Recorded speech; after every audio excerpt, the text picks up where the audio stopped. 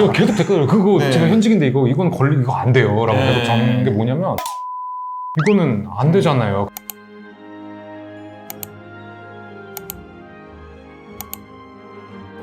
오늘은 뭐 해볼 거냐면 이번에 상담 사례에서 제가 좀 하나 체크한 건데 들어오셔서 이제 증여 관련돼서 좀 상담을 하셨는데 뭐 우리가 의뢰 아는 그 증여 한도에 더해서 자꾸 뭐 증여를 더 받아갈 수 있는 방법을 문의를 하셔서 이제 뭐 때문인지 여쭤봤는데 자제분들이 이제 좀 요식업 창업하신다고 그러면은 받으실 수 있는 게 좀 더 있는데요 하는데 그런 게 있었어요 약간 하시더라고요. 그래서 세금 안 나오게 하는 방법을 좀 한번 알아보고 간단하게 추가로 이제 우리 좀 잘못된 민간요법들이 있어요. 구전되는 잘못된 그 절세의 방법을 빙자한 탈세로서 나중에 걸리면 세금 더 내는 입에서 입으로 전해지는 절세요법 말씀하시죠. 절세요법. 유튜브 이런데 다른 채널에서 보면은 그런 내용을 상당히 디테일하게 설명해주는 것들도 많이 맞아요. 없는 얘기 하는 건 아닌 것 같고 근데 대신에 절세 전략 자기 케이스에 맞게 하려고 설계를 하면 잘해야 설계를 잘해야 돼. 네. 좀 잘 찾아보시는 것도 좋고 맞아요. 대리인 만나시는 것도 좋고 근데 뭐 오늘은 그런 거 떠나서 한번 쭉 몇 개만 소개를 해보려고 하는데요. 일단은 저희 그 의뢰인이 놓치셨었던 창업자금 증여세 과세 특례 이게 그 간단하게 설명드리면 뭐냐면 그 자녀분들이 창업한다고 하시면은 그 5억까지는 세금이 안 나오고요. 그 창업자금 사용되는 거에 네. 대해서 그리고 50억까지는 10% 저율과세 그러니까 세율이 굉장히 싸죠. 그렇게 되는 거고 근데 뭐 다 되는 건 아니고 업종에 대한 좀 규정이 있는데 광업제조 음식점 업 정도는 뭐 다 되는 거니까. 광업은 뭘까? 비트코인도 광업인가? 아 채굴이니까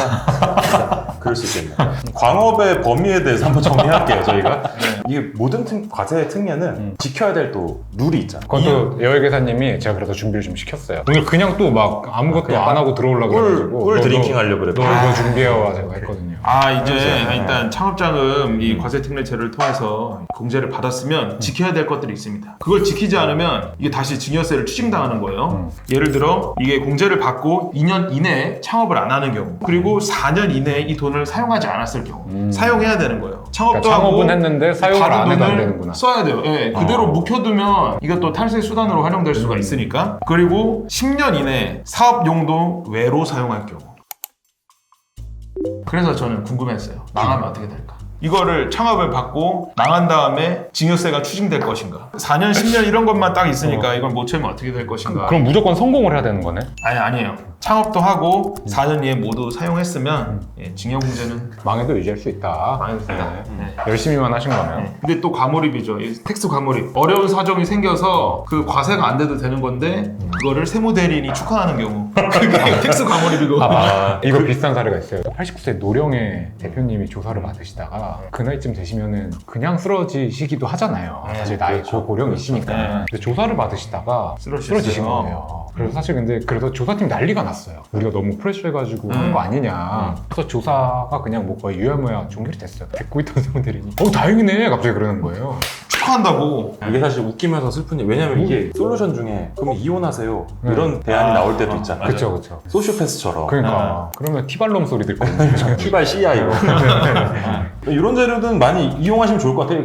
전에도 한번 말씀드린 것 같은데 증여세, 상속세 우리나라 사람들 조세 저항이 좀 강한 것들 이중과세 느낌이니까 과거에 부를 축적할 때 이미 세금 다 낸 건데 내려줄 때 또 내냐 뭐 이런 개념들 이런 거는 적극 활용하시는 게 좋을 것 같아요. 그 다음은 이제 내년부터 아마 시행되는 법인데 여기에 이제 이번에 기재부에서 발표한 세법 개정안에 나왔고요. 보이는 예정이죠. 결혼자금 증여세 공제, 혼인공제입니다. 이제 결혼할 때 1억씩 더 추가로 해주겠다는 거예요. 그래서 성년 자녀한테는 5천만 원 할 수 있잖아요. 그렇죠. 근데 여기에 1억 추가해서 기본 1억 5천 해주는 거고 부부가 각각 다 됩니다. 그러니까 남자, 여자 이렇게 1억 5천, 1억 5천 받으니까 총 결혼하면 3억을 받을 수가 있고 결혼할 때 3억으로 시작하면 나쁘지 않다. 나쁘지 않죠. 근데 이제 이게 조금 욕먹는 것도 있어요. 그러니까 너무 부자들을 위한 것만 아니냐 뭐 이제 그 얘기가 있는데 사실 제가 생각할 때는 결혼할 때 스타트에 3억 가지고 시작하면 상위권이죠. 상당히 상위권이죠. 그럼요. 그런 생각도 할 수 있지만 애초에 그냥 서울 아파트 값을 알고 있으면 결혼자금 증여세 3억이다 그럼 각각 3억이라고 착각할 수도 있어요. 그것도 맞아요. 각각 3억 벌어서 6억으로도 살 수 있는 아파트가 없단 말이에요. 헷갈리지 마시라는 거죠. 이게 그게 있어요. 이혼하면 아까 말한 것처럼 창업자금으로 증여세 과세특례 받았는데 망하면과 똑같은 건데 근데 나는 우리가 이것도 상식으로 좀 접근 먼저 해보자고. 이혼이 엄청난 고통이라고 하잖아요. 네. 그 되게 정신적인 고통 중에 가장 되게 높은 순위에 있는 고통이라고 하더라고. 근데 이혼을 했는데 증여세가 나와. 너무하잖아요. 너무하잖아. 헤어지고 나면 이게 어떻게 되냐면 증여세를 바로 내뱉는 거는 아니고요. 그 혜택 받은 거에 대해서 그게 아니라 부모님한테 받았던 거를 다시 드려서. 원상복구하면 증여세 과세 안 하겠다고 넣어놨어요. 이런 거 청약이나 여러 가지 경제적 이유 때문에 결혼하고도 혼인신고를 안 하는 게 우리나라 문화예요. 정착이 됐어요. 근데 이 혼인공제는 그게 있어요. 혼인신고 하셔야 돼요. 아, 혼인신고하고 2년 안에 받는 거기 때문에 그렇죠. 혼인신고 꼭 청약이냐 하셔야 돼요. 증여세냐. 맞아요. 네, 그걸 생각을 좀 잘해야 네. 되죠. 약간 우리는 여기 이런 게 있으면은 그 세법을 논의한다기보다는 만담 느낌이 있는데 사실 이게 사람 사는 얘기이기 뭐 때문에 어때요? 네. 근데 여기서 한 가지 좀 얘기 드리고 싶었던 게 이 결혼자금이나 뭐 이런 공제들이 어디서 온 거냐면 지금 저출산, 혼인율 최저, 출산율 최저 거기에서 오는 거거든요. 그럼 재혼을 하면 어떻게 되는지 이혼을 했어요. 그 유통 아저씨는 결혼 8번 하셨잖아요. 그치. 그리고 제 주변에도 2번 이혼하시고 3번째 결혼하신 분도 있어. 그러면은 10억이야? 9억이야? 그러니까 유통은 24억이에요. 솔직히 말씀드리면 사례를 보다 보면 기상천외한 상황들이 되게 많고 많아요.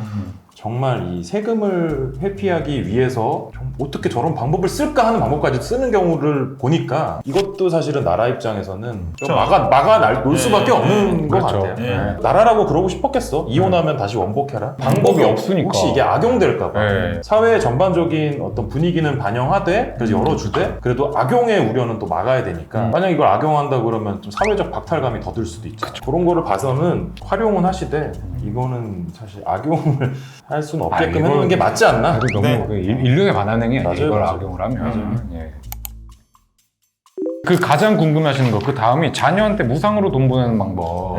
기본적으로 자녀에게 돈을 주면 그게 증여죠. 가족 간 계좌, 계좌이체를 고려하면 네. 가족 간의 계좌이체는 일단 기본적으로 납세자가 입증을 하셔야 돼요. 이게 증여가 아니라는 거에 대해서. 네. 제일 많이 나오는 건데 좀 짚고 넘어가야 되는 게 그냥 제3자랑 거래한다고 똑같이 생각하시고 약정 체결하셔야 되고요. 네. 이자도 적정 이자 받으셔야 되고 받으셔야 돼요. 실제로 계좌에 찍히는 것까지 있으면 사실 뭐 그거에 대해서는 그러니까 돈을 주는 게 아니라 빌리는 형식으로 만든다는 빌리는 거죠. 형식으로 만들면 사실 그건 빠져나갈 수가 있는데 그렇게 요건을 갖춰가지고 하시는 건 사실 문제가 안 될 텐데 그럼에도 불구하고 조금 공격당할 수 있는 거는 진짜 뭐 대학생 자녀라든가 정말 아예 아무 소득이 없는데 이 친구한테 나 돈 빌려주고 돈 받을 거야 를 생각하면 그건 네. 사실 증여로 볼 여지가 좀 많잖아요. 네, 볼 수 있죠. 뭐 간단히 생각하면 일면식 없는 대학생한테 돈 안 빌려주실 거잖아요. 그렇기 때문에 뭐 그런 통념을 생각해보면 공격받을 소지도 있다. 그 다음은 잘못된 사례인데 일단 두 가지를 좀 추려봤어요.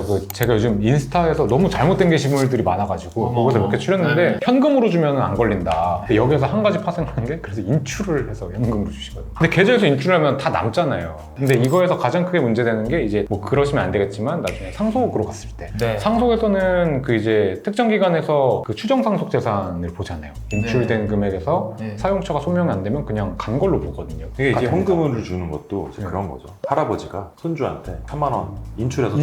기록만 안 나오면 되지 않나요? 근데 할아버지 나중에 상속이 이루어졌을 때 10년간의 계좌 내역을 보는 다 거예요. 보죠. 사실 요 팁을 드리기는 조금 이제 경계선에 있을 수도 있고 하지만 그런 식은 다 소명을 해야 되니까 다 소명. 네. 그러니까 상속으로 추정이 된다. 추정이 되는 건 반대로 반증을 해야지 이제 거기서 뺄 수 맞아요. 있는 거죠. 네. 이렇게 해서는 안 되죠.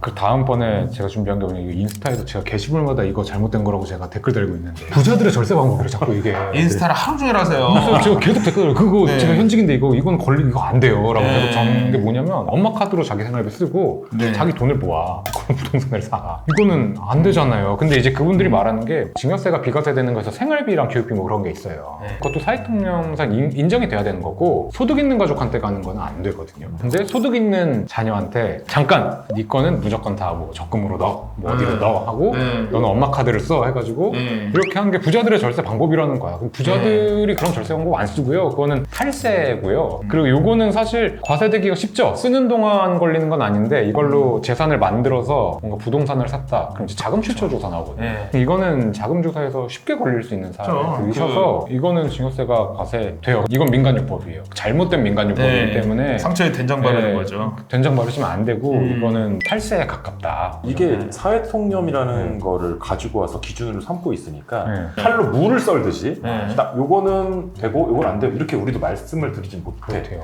하지만 내용을 딱 들었을 때 여기서도 상식적으로 생각했을 때 이건 좀 그렇다. 그러면 상대방도 그렇게 느낄 거기 때문에 그쵸. 그럴 때는 잘 준비를 해놓으셔야 돼요. 그쵸. 이렇게 말씀을 좀 드려야 될 것 같아요. 그 애매해, 다 애매해요. 애매해요. 다음은 좀 아쉬운 사례인데 요거 제가 요즘 담당하고 있는 사례인데 그냥 소개드리려고 했어요. 좀 가슴이 아팠어요. 손해배상을 받으셔야 되는 당사자셨어요. 네. 누군가한테.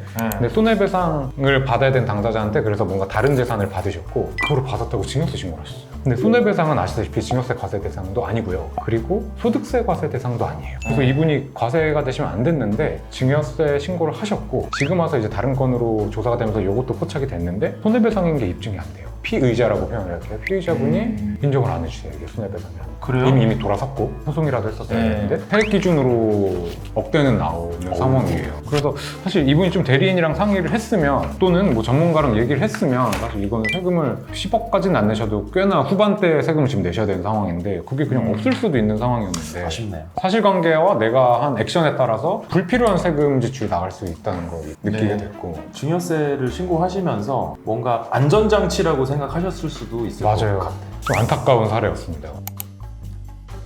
증여에 대한 플랜을 짜시거나 뭐 생각이 있으실 때 제 생각에는 요즘 사실 뭐 서치해보셔도 굉장히 많이 나오잖아요. 근데 민간요법은 좀 걸러내셔야 되고요. 다변화되게 대리인한테 물어보시는 것도 방법 중에 하나일 거고 좀 많이 알아보셔서 불필요한 세금 내는 건 좀 많이 줄이셨으면 좋겠다. 또 절세하실 수 있는 건 절세하셨으면 좋겠다 라는 거 오늘 좀 짚어드리고 싶었습니다. 절대 이제 절세는 해야 돼요. 리스크가 너무 있게 하는 것보다는 그냥 법의 틀 안에서 법을 활용할 수 있는 건 다 활용해야 된다. 몰라서 못 활용하는 그런 일은 없어야 된다. 맞습니다. 네.